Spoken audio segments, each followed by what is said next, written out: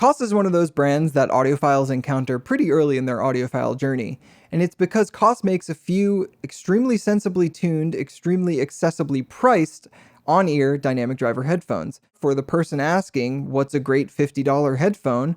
Koss is usually the answer, whether it be the KSC75 or the Porta Pro or the KPH30i or the KPH40. They have a bunch of different offerings with slight variations in tuning that most people would agree are the best you can do at this price. Which is why, when Koss announced they were coming out with a $350 open-back dynamic driver over-ear audiophile headphone, a lot of people, including myself, got excited, because it seemed like it was a moment of potential unshackling. For a brand like Koss, who we already know can achieve sensible frequency response tuning in headphones priced as low as $30, what would a brand like that do with a little bit more money to play with and invest in a proper over-ear audiophile open-back headphone platform? Let's talk about that. Before we go any further, I definitely want to mention that Koss sent this in for review. I actually don't know if this can even be purchased yet, so many thanks to Koss for the early review unit. Obviously, they did not ask, tell, or pay me to say anything in particular about this headphone. So touching on visual design first, this is a beautiful headphone, but there are also just these little touches about the visual design of this headphone that I really appreciate.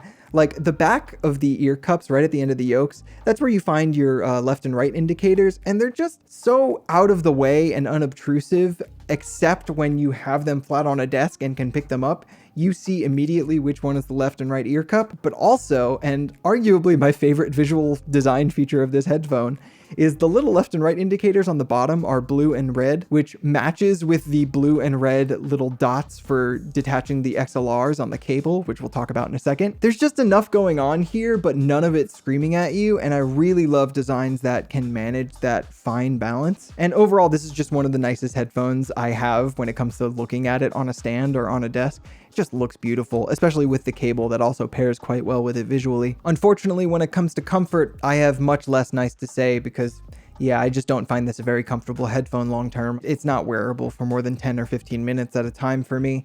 And that's mostly down to the headband, which is the biggest problem here. While I love the visual touch of this leather accent on top, this leather means that it's a very stiff, non-compliant shape, which means the headband doesn't really conform to the shape of your head when you wear it, and most of the pressure is fixed right at the top of the arc of the headband. This is compounded further by the fact that the adjustment system they went for here is based on what seems like elastic or some sort of tension system, which is good for automatically fitting to a person's head and they don't have to fiddle with it, but the downside with this sort of system is that it actually adds downward force to the headphone and makes it so this part actually pushes down more on the head than it would if they used a different adjustment system. Now, when it comes to the ear pads, this may be okay for people with smaller ears, and I thought it would be quite comfortable because a D-shaped pad typically indicates that it'll fit around the ear completely, and it does, but my ear does touch this kind of coarse, slightly rough fabric that they've chosen for the ear pad wrapping, and it does mean that the ear comfort also isn't great. Like, the chamber just isn't big enough for me to find a position where my ear doesn't touch anything. Now, ear cup depth is fine. I would say it could still be a little bit better, but that's definitely not the issue I have with this headphone. All of that adds up to a comfort profile that I would say is kind of just mediocre. Like, it's not horrible, but it's the kind of thing where for someone like me with the smaller head, I really don't see it working that well. I think for some of the larger headed people where they get more clamp force due to just having a wider head, a lot of that downward force may be offset, and thus it may be a more comfortable headphone overall. Touching lastly on accessories, it doesn't really come with much except for the included cable, and while the cable is visually beautiful and works exceptionally well with the headphone visually, in terms of using the thing, it's not really pleasant to use. It's a little bit too thick, it's a little bit rubbery in its overall feeling, and the biggest issue is that it has a lot of cable memory, which means the circular kind of looping shape that it's put into when it's put in the box is kind of maintained throughout the cable's lifespan, it seems. I've been using this for a while, and I still haven't gotten that circular kink shape out of the cable's memory, which means it's kind of uncomfortable to use. So yeah, unfortunately, while this visual design is exceptional and reeks of intentionality and consideration, I just don't get that same feeling of intentionality and consideration from the comfort design or the cable. So yeah, I'm hoping with the next one, if there is a next one, that they have a more comfortable headband and more comfortable ear pads. I guess we'll have to wait and see if that happens. So now that we've tackled all of the non-sound factors, let's go ahead and talk about the sound quality of this headphone. While I don't get a super intimate narrow stage, I also don't get a exceedingly wide panoramic stage or anything like that. Just kind of sounds normal. When it comes to the detail or resolution or anything like that, again, I don't really feel like this headphone's doing anything special. It's certainly not occluding anything or masking anything, but I don't get any extra sense of viscerality or peering into the music with any sort of extra complexity or nuance. Now, there is kind of a story here with dynamics. I'm not going to say it's super punchy or anything like that.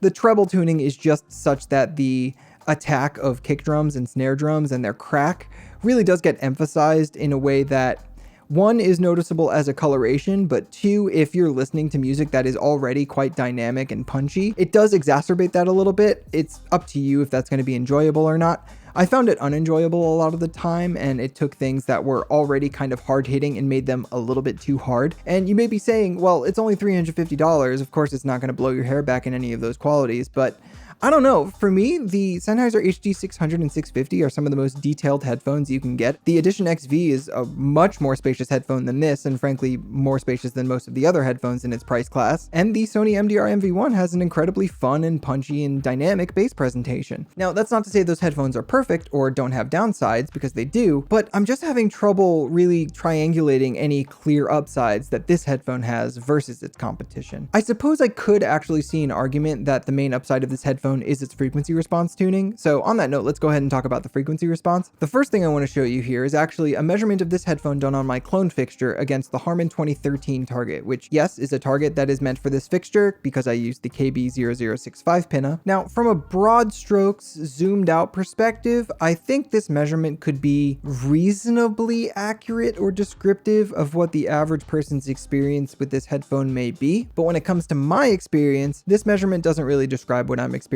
So for that reason, we're going to be moving to the on-head data here. Now, when I say on-head data, what I mean by that is here at the Headphone Show, we have successfully turned our head and ears into measurement microphones by putting microphones at the entrance to the ear canal here. What this means is we could put the mics in there and then put the headphones on, run a frequency sweep, and then see the frequency response of the headphone as it actually is on our head. Now, to make use of this measurement, we actually need to be able to isolate the effect of our head and ears on the measurement so we can just see the behavior of the headphone. We need to subtract the typical effects of our head and ears away. And we did this when we went to a lab in London and got our full HRTF, or head-related transfer function, captured. Now, behind the headphone measurement, you're going to see a pair of black lines, and those black lines are a preference boundary specific to me. And that preference boundary basically just describes what kind of headphone responses I like. So with that all out of the way, this is the frequency response of the Koss A550 as measured and diffuse field compensated at my ear canal entrance point. Looking at this, I think the broad stroke story here is that it's a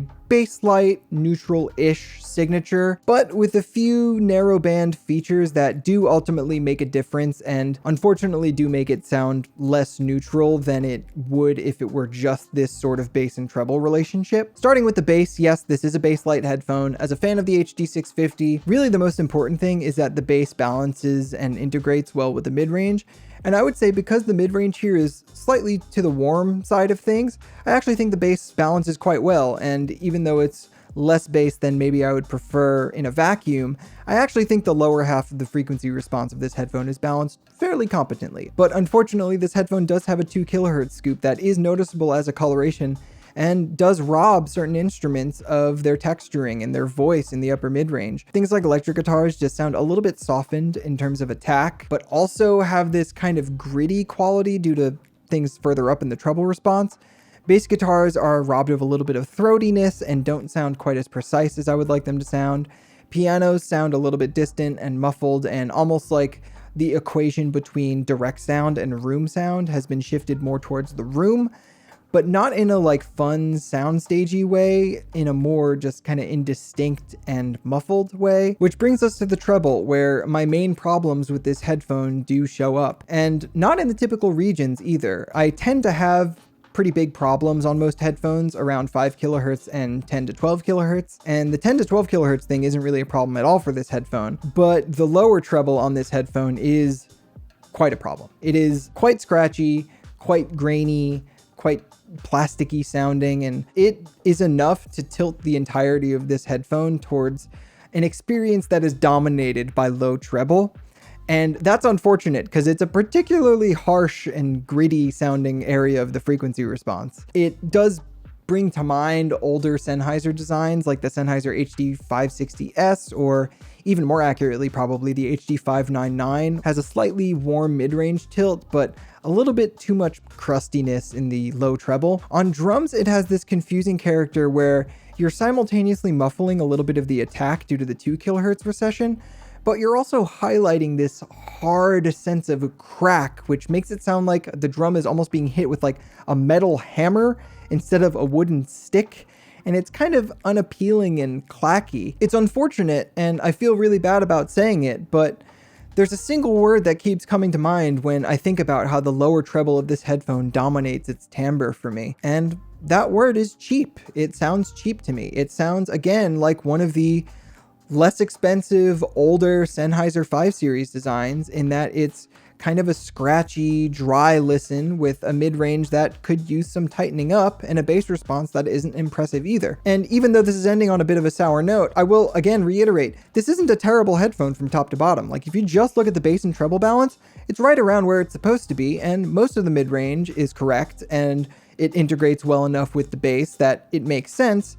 It's just this one area in an exceedingly sensitive part of the frequency response that just happens to bother me and make it so I don't really like listening to this headphone that much. So let's go ahead and dive into comparisons. And the first one I want to start with is the Sennheiser HD650, which, yeah, unfortunately, I think is just a better headphone than this for most people. They do have similar issues in terms of treble roughness. The Sennheiser HD650 arguably may even have a bigger issue with how big the dip in the mid-treble can be for some people. But I do think the approach to mid-range on the HD650 is better, and that does actually mean it not only sounds more correct, but it also sounds more detailed and resolving and textured and all of that stuff. So in terms of comfort, I would put them somewhat on even playing field. I would say the 650 is maybe just a little bit more comfortable because of its head pad design. But when it comes to sound quality, I do think the 650 presents a considerably better, more well-rounded headphone experience. So moving away from neutrality, now I want to talk about how this compares to the Sony MDR MV1. And they are going for very different things, it must be said. The MDR MV1 is definitely a V-shaped, bombastic, fun headphone, whereas this does seem to be going for something more down the middle, more normal sounding. And in terms of bass, of course, the MV1 has more of it, but it's also more punchy and more fun and more enveloping and immersive. When it comes to the treble, they kind of trade blows. Neither of them have too much of a mid-treble dip or a upper treble spike for me. This has more of a grainy, sandy, crusty thing going on because it has more of that 4 kHz, whereas MV1 has more of a just sharp characteristic to it. In terms of comfort, I would also put them maybe not on similar ground, but they have similar compromises, mostly that the headband is the big weak point. I do think the MV1 is probably a better headphone overall. I'm not sure it would be better for the person who ultimately wants a neutral headphone. I do think this is better for that. But realistically, I think if you're looking for a neutral headphone at that price, you're probably not looking at the MV1. You're probably looking at something like the HD650 or the next headphone, which is the Edition XV. While I do think the A550 beats the Edition XV in the mid-range, it is just a little bit less warm tilted, a little bit more normal sounding. I think when it comes to the bass and treble, the Edition XV just kind of stomps a little bit. It's smoother in the low treble such that there's none of that weird grainy, sandy particulate character. When it comes to the bass, yes, the Edition XV is more forward and more extended. So kind of just an obvious win there. But when it comes to the treble as well, I do feel like the Edition XV is quite a bit smoother than this due to not having that forwardness between 4 to 6 kHz, but still having control in the rest of its treble response. So if someone were going for a decisively warm, chill, spaced out presentation, there's an argument that for some people, this may do that more than it does for me. But I do think for most people, the Edition XV is probably going to be the safer bet there. And as far as comfort, it is also better as well. So wrapping this up, I do wish I had nicer things to say about this headphone because I am this channel's resident Koss defender. But ultimately, I'm not sure this headphone really does enough to compete in this price bracket. While I don't love or even really like this headphone, the issues are in spots where I could see interpersonal variation really just completely putting someone on the other side of that. And finding this way better than an HD650 or an Edition XV or an MDR MV1. I'm just not that person, but there's a chance you are, so if you get a chance to hear these, I highly recommend taking the chance. But for me, this is going to be getting a sound score and an overall score of a 5.2, which is to say, it's not bad, it's not good, it's kind of in the middle. And that's going to be it for this video. So if you liked it, definitely make sure to like it down below. If you want to see more videos like it, definitely subscribe to the Headphone Show down below. And if you want to talk to me about the Koss A550 or any of my recent reviews or anything really, you can hit me up at our forum at forum.headphones.com, where my username is listener, or on discord.gg/headphones at our Discord server, where my username is also listener, just with a period at the end. And lastly, if you want access to exclusive content like pre-review members-only live streams where we'll test a headphone both in terms of listening and measuring before the review is actually published, you should check out our YouTube membership program where Andrew does that every week. If you're one of those people that wants to support the channel but doesn't want to buy headphones at full price on headphones.com, YouTube membership's a great way to do that. All right, I'll let you guys go. Have a good rest of your day. Later.